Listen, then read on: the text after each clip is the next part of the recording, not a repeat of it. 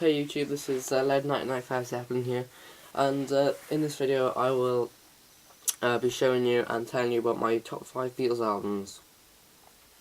It's taken me ages to think of this list, weeks and weeks and weeks. I mean, I've changed my mind several times, and especially in the last week I've changed my mind about 3 or 4 times probably, so I've been listening to them all quite a lot, and yeah, just trying to find out what I believe the top 5 Beatles albums are. Anyway, this is my number 1, Abbey Road. I just absolutely love listening to this album. It's full of really good music, and it starts off with an amazing song, Come Together, which is John Lennon, which has got some of John Lennon's real surreal lyrics, which I think that is really good. And also George Harrison is exceptional on this album. I think this is probably his best work probably with the Beatles. He's got Here Comes the Sun, which is one of my favourite Beatles songs, and Something, which is a really nice love song. Yeah, but this album is packed full of different types of songs. It's got like psychedelic kind of songs, and it's got love songs, and sorry, I got a bit of a cough, and it's got funny songs as well, and a little bit of folk. It's a really good album, and the second half with the songs just run into each other, I think that's really nice as well. And yeah, I think if I had to pick a favourite, it would probably be either Come Together, which is just wicked, I love that one, or The End, because I like the little drum solo by Ringo. It's pretty cool, and the guitar on that song is pretty wicked as well. And that song is a perfect example of the Beatles, just, you know, all four of the Beatles just performing really well together. I think that song just really shows that, and so does the whole album really. I mean, it shows that, because there was quite a lot of tension during the band, in the band during this time, and they still managed to make really good music together, which is, I think, that's really cool. But yeah, this album really does show that the Beatles work together, and also the Beatles haven't got the most complex music, but I think it's just the way that they played it and executed it that made it just sound better than if anyone else played it. And also, you know, it's just they are the best. But yeah, that is a wicked album, and I think it'd probably be number 1 on most people's lists, to be honest. I mean, there's so much different type of music here, and it is really good music. I don't believe that there is one album filler in this album, and that's always good, really.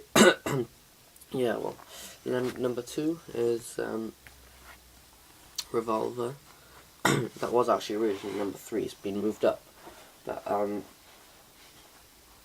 yeah, I love this album. It's a very inspirational album and very influential, especially to I think Oasis, because they talked about this album.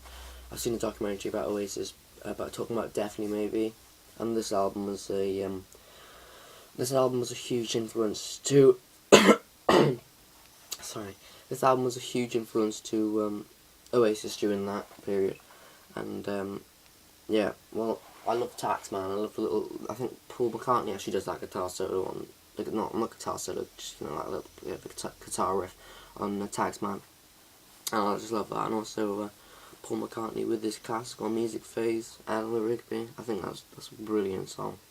And my favourite song off this album is I'm Only Sleeping by John Lennon. I really like that song. It's really nice.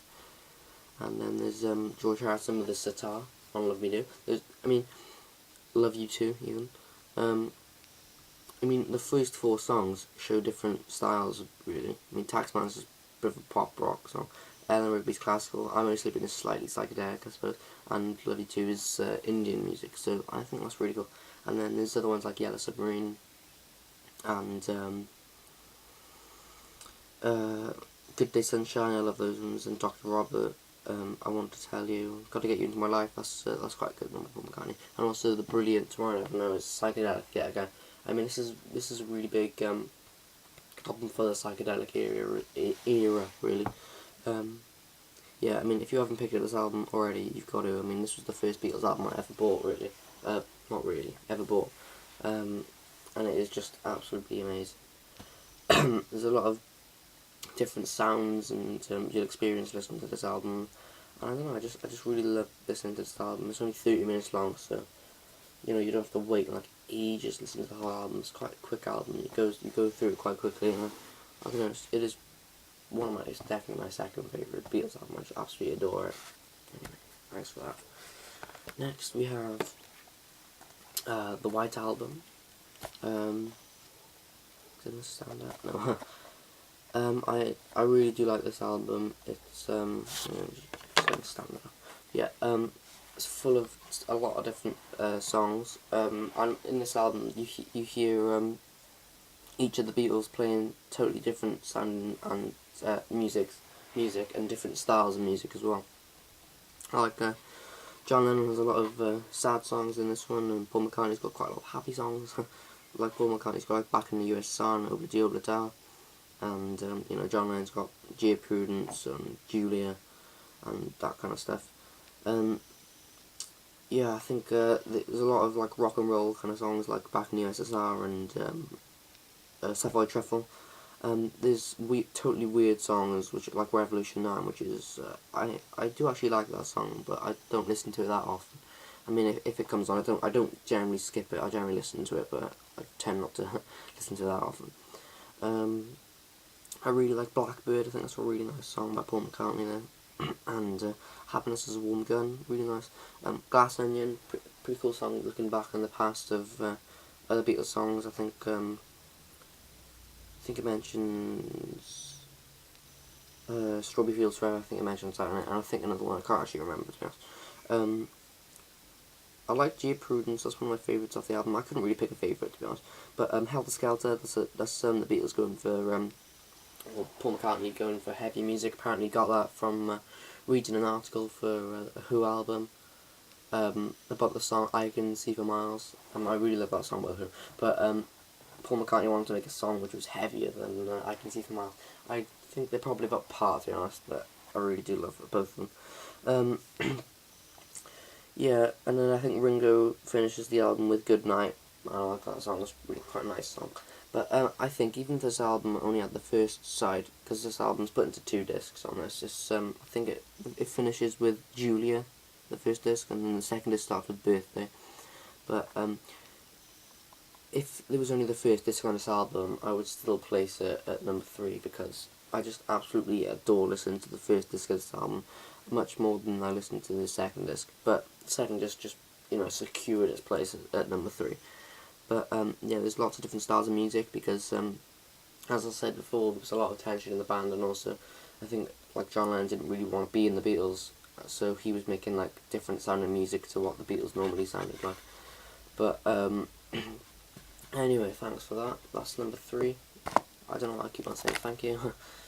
But anyway, here's number 4. That's a P. This was originally number 1. I don't know why. I mean, I do love the music of this album, but I think it was maybe a bit too hasty sticking out at number 1. I mean, it's obviously not the Beatles' best work, but I don't know. I love it. I think it's a very, very, very underrated album by the Beatles. I do absolutely love this album. Listen to it. Starts off with a really nice song, Two of Us, and they got Dig a Pony and then Across the Universe, which is very surreal lyrics again by John Lennon.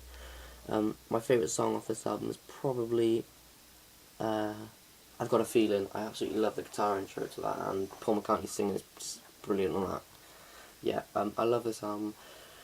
Beatles' last album to be released, not recorded. Abbey Road was the last to be recorded, but there was obviously a lot of tension again during this time, but they still managed to produce really good music, and I think this album does, I think people who've just slated this album and said it's bad obviously haven't really taken that much time to listen to it, because I don't think it's bad music at all. I don't think any of it's bad music, to be honest, and I don't even think any of it's bad for the Beatles, really. I think it's all really good music, but yeah, that's number 4. I love that album, it's really good. Number 5 is Sgt. Pepper's Lonely Hearts Club Band. Really, really, probably the most influential album for the psychedelic era, and maybe one of the most, and probably one of the most influential albums of all time. A Day in the Life is my favourite song, without question. That's probably one of my favourite Beatles songs. If I had to pick one, it probably would be up there in the top 5 probably favourite Beatles songs. But yeah, I mean, Paul McCartney yet again with his classical music, She's Leaving Home. I think Paul McCartney kind of went up a stage from Revolver, I mean, because he had like the music hall kind of sound with Got to Get You Into My Life, and he's got here When I'm 64, which is even more musical. But and then George Harrison yet again has gone up another level with Within You and Without You. That's a really lovely song. Yeah. With a Little Help from My Friends, I think that's Ringo's best performance with, singing wise with the Beatles. That is a really nice song. I just love the album. I love listening to it. Yeah, again, it's another short album. I think it's just under 40 minutes long, but you can go through it very quickly. And yeah, it's a really nice listen. A lot of sounds in this album. There are a ton of different sounds you'll experience listening to this album, and I just love it. It really is it's a pleasure listening to this album, really, because the music is just absolutely beautiful, I think. But yeah, I mean, I don't really know what to say, but that's my top 5. It's taken me ages to think of them. Please leave a comment on what your top 5 are, and what you think of my top 5 rating. I'd love to know. Please subscribe to my YouTube channel, and please look at my other videos. I've deleted all my videos about blowing up deodorant cans and stuff like that because I thought they were really stupid. I've moved on to my videos now mainly be about talking about albums, and I'll be getting a record player today, and hopefully in the next week I shall be getting some records. So thanks for that. Bye.